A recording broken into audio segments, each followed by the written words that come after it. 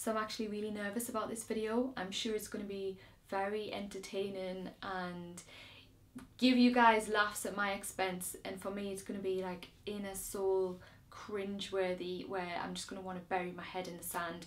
And I know that, and I appreciate that this is what I did then to get me to what I'm doing now and confidence and all that. But literally when I started, I didn't have a clue. I had for a kickoff, my camera was a Canon or a Sony PowerShot. I think it was Canon. It was just one of them very thin cameras that you would take on a night out. I couldn't even see the back, so I had to prop it up on. I didn't even have a tripod. I propped it up on boxes on my desk. Then I had a mirror in front and a mirror behind, so I could see if I was in shot. Half the time I wasn't. The mic was terrible on it. The background, obviously there was no level of focus and stuff like that, so everything was seen from the background. Sometimes I'd have bags hanging on the back of the door. It was just very, very basic. But YouTube back then, you could grow quickly and be seen. It wasn't as saturated as it is now, and it was very raw. And that side I actually love and appreciate. But then I also like the professionalism and everything that is going on now. So the first video I ever created isn't actually this one. It's Nicole Scherzinger, J-Ho. So that music video, I recreated her look. But I was so bitterly embarrassed about talking on camera. One, because everyone that I watched was from America and I thought they're not going to understand my accent. Two, I filmed for a good full day and cried because every time I just sounded horrible. I hated my own voice. I was like, oh my god, I can't do this. Let me just do subtitles. So that whole video was just music, which I think was the J-Ho song, and then which obviously got flagged for copyright, and then had subtitles over the top. It was terrible. So then the next one I have is this one. Well, I think there's a hair one as well, but I thought I want to show you a makeup one. And back then everyone wanted to recreate like the celebrities or music videos. So I was like, oh, I'm gonna do Megan Fox, Kim Kardashian. So here's my Megan Fox. Let's check it out. Oh, I can't hear you. Start by doing the brows. Now hers are really thick, and what I'm going to use for that is MAC's Espresso. I always say that, Espresso. I always say that. Oh my god! Brush. Look how skinny my eyebrows are. What we're doing is where your normal eyebrow would end. Where your normal eyebrow would end.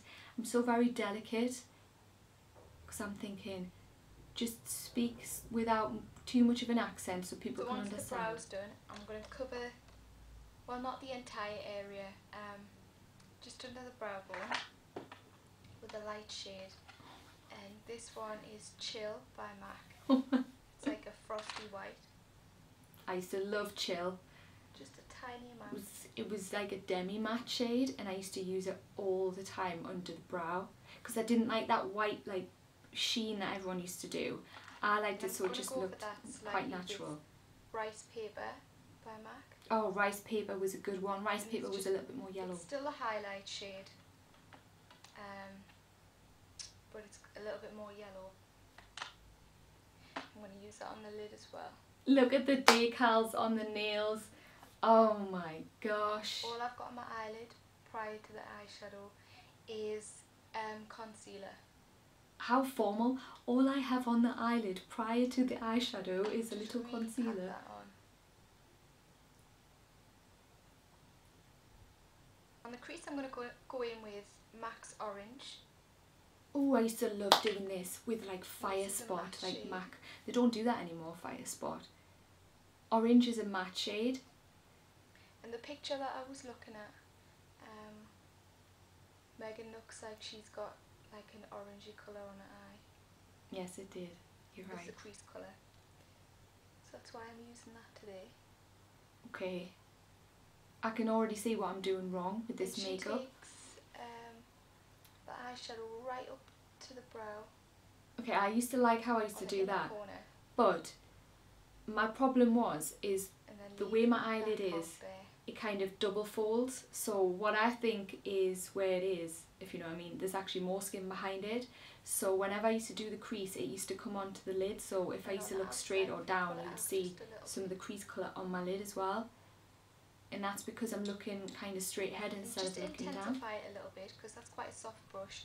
I'm going to use more of a firm brush. Same orange colour. And I'm just popping that right on the inner corner. Just here. Just here. Just here. I had just given birth then, I think. Then go ahead and line. I think Andre was a couple of months old. I'm using Stilla's eyeliner for that. Oh, I used to love Stilla's eyeliner. It's so black, really, really pigmented, and I had a couple of them, and I just used to use them all the time. Oh, Carly. Oh, girl, sort that out. Good girl. There was no editing, was there? It was just the full way through. Colour. We're just taking it on the lower lash line. Wow. You can hear the muffle of like the camera as well. And go ahead and line your top lash line. And I'm using a gel eyeliner for that. Stila. I'm going to use the Stila Smudge Pot. Smudge Pots. The shape we're creating with the eyeliner, it's going to be thicker on the outer edge and then tapering to a thinner line when we come into the inner corner. So you can start wherever you like. Start wherever you like. Not right on the end, just before I get to the end. I just cannot imagine having black hair now. Nah. Then I work my way to the front. Dear me. So this is almost like 10 years ago, you know, about nine and a bit. The eyeliner done, I'm going to go ahead and do the lashes now, so I'll do. No, it'll be about 9 years ago. The eyelashes that I used are by Allure, and Allure? the part of the Girls Aloud collection, and these ones are the Cheryl ones. The reason I chose these ones are because the concentration of the lashes is more to the outer edge of the eye to create a bit more of a winged effect. Cat eye. So that's why I've used them. Oh, but the eyeliner doesn't look good, hon. No. Oh, you've got mascara on your bottom. The other ones that I think are really pretty are Nicola's ones as well. My hair was shiny though. They're a little bit more natural. But you know what doesn't look good? Keep going really close to the camera and having like your moon head right at the top of the lens. No one needs to see that. You're not even really that's my eyes done. Getting to see the eyes. What's on my face. I don't have time to show you how I actually apply it in 10 minutes. So I'll just give you a quick rundown of what's there. So foundation, Max Face and Body. Still love that. It's quite a sheer liquidy foundation, so it doesn't give you much coverage, but I just use it because it gives you a bit of a nice glow. It does. Then this Chanel bronzer, and I've just got that on my forehead. Oh, I don't use that anymore. On my cheeks, a little bit on my chin. It does make you look a little bit orange though. Then see, every time I put the products down, the camera shakes because it's on boxes, it's unsteady. Oh, Exhibit A. And it's by NARS, it's called Exhibit A. Exhibit A is good. It looks really beautiful on darker skins, but if you've got a lighter skin like me, just use it really sparingly, and when you do use it, buff it into the skin. True. So it's a little bit more sheer. I like how I'm still giving tips the whole way through. This is my all-time favourite, and I'm so sad Mac don't do it anymore. It's foolish me, and that's all I have left. Do you know what? I'll tell you the quick story. After I did this video and I said, oh, this is my favourite blusher, but I don't have any more, and they've stopped making it, it's discontinued. This lovely lady sent me one, so and I still have it. I just don't use it. Bought this one, the NARS one, hoping it would be similar and that I could kind of mix it so it wasn't as concentrated, so it'd be similar to that, but can't find one anywhere. Then on my lips, have by Prestige, and this is their lip liner, and this is Amore or Amore. Prestige. And their lipstick. I'm sure that this is Wild Flame. Charlotte Tilbury was the one then who was the creative director for gloss, Prestige. which is by Number 7, that I don't really like. It's just a bit too watery for me.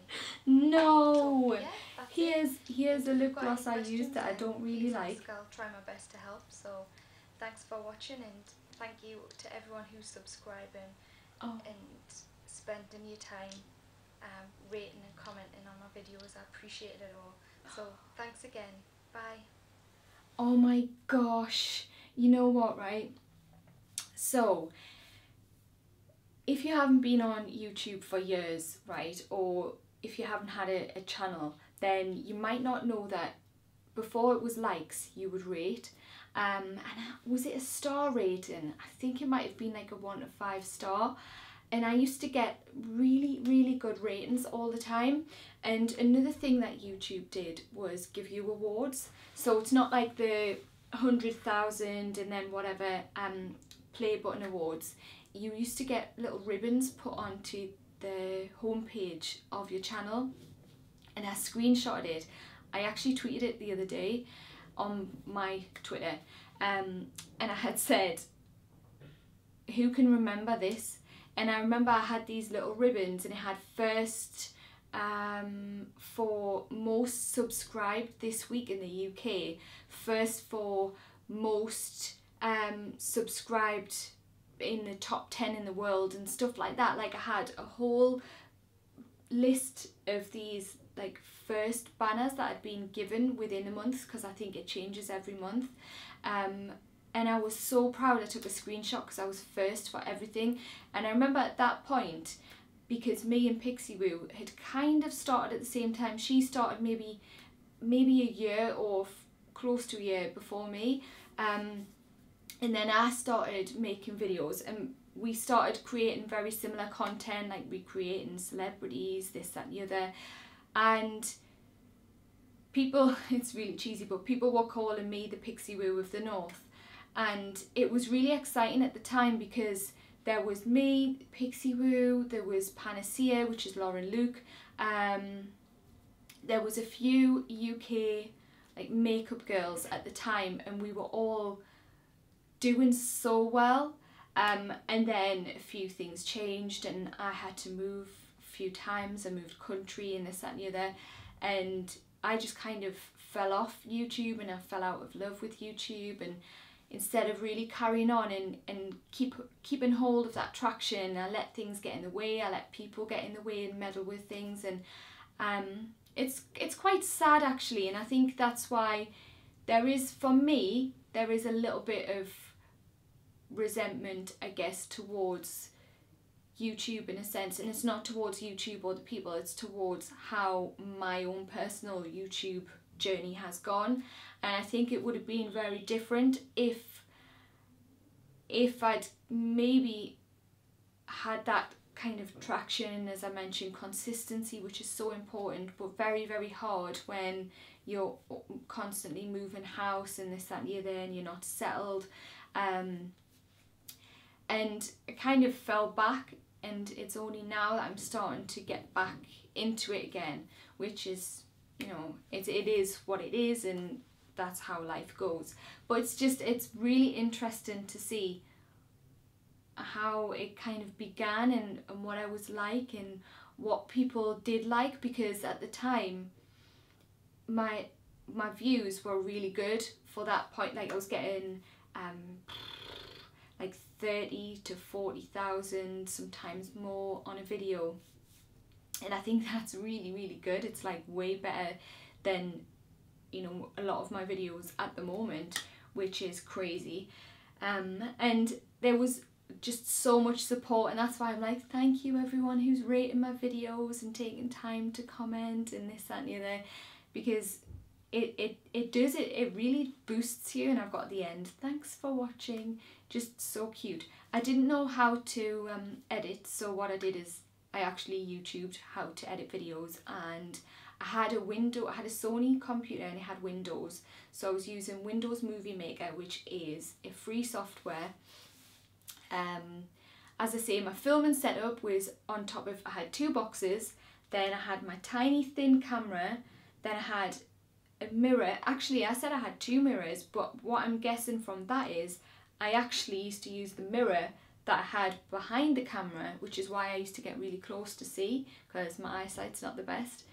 And another thing that we used to do, which obviously you can see from that video, is we used to do the one eye first. Like everyone used to do that, like just because no one wanted to be seen without makeup on. It's like, oh my god, I don't want everyone to see what I look like. I'll just do one eye, and it's just crazy. So there was that, and there was also the case of the time, which is why I said I haven't got time to tell you or show you what I've got on my face. So let me just explain.